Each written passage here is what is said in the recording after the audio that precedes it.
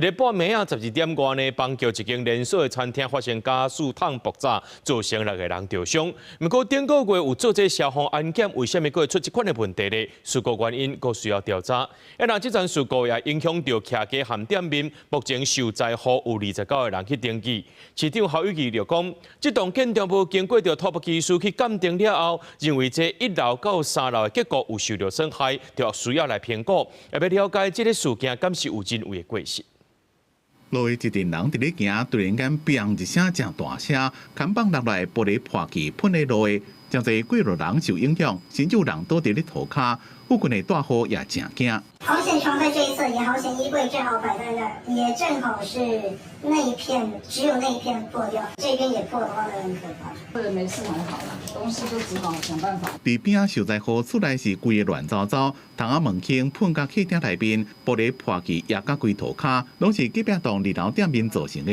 家里一些玻璃都碎掉，还有冷气，甚至还有我们的铁窗整个都冲到那个客厅啊。这些球场，因为这不是我们自己损坏的啦。我们第一个想法是还好姐姐没事，那个时间如果是比较早一点，姐姐都在客厅活动，之下就完蛋，因为我们刚好是对面，我们最严重的那一个。警消伫现场戒备有封锁线，代志发生的地点伫新北市邦桥区重庆路的巷仔，将人员初步看起来讲是2楼餐厅定时杯加精鲜店台加速烫伫初八透早12点外爆炸。在11月26号检查结果是符合规定的，他们的串接是4桶瓦斯，然后合计是76公斤，是没有打管质量80。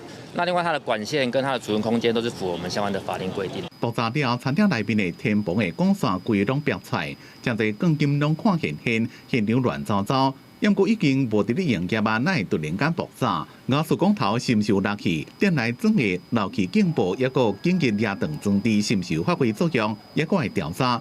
业者讲会全力配合调查，提供受影响的店面甲民众必要的协助。1到3楼的部分呢，我们初步发现呢，有相当多一些呢结构方面的损坏的现象。这整栋大楼的安全呢，我们预估在大概2周到3周之内呢，我们把它完成一个详细的一个所谓的安全的检查。这场爆炸后，案发建筑物的几楼层有结构性损伤。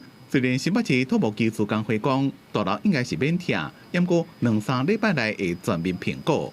损坏的部分，谁要负责任，我们就会跟住户一起跟这个肇事者来求偿。代志唔但造成6个人受伤，有关受灾户案底，依照区公所的统计，总共有5户14个人。利润损的部分是有29个人登记。新北市长侯友宜讲，会成立专案小组协助受损的大户要求赔偿，检方查分他立案，调查是毋是有涉及人为的疏失。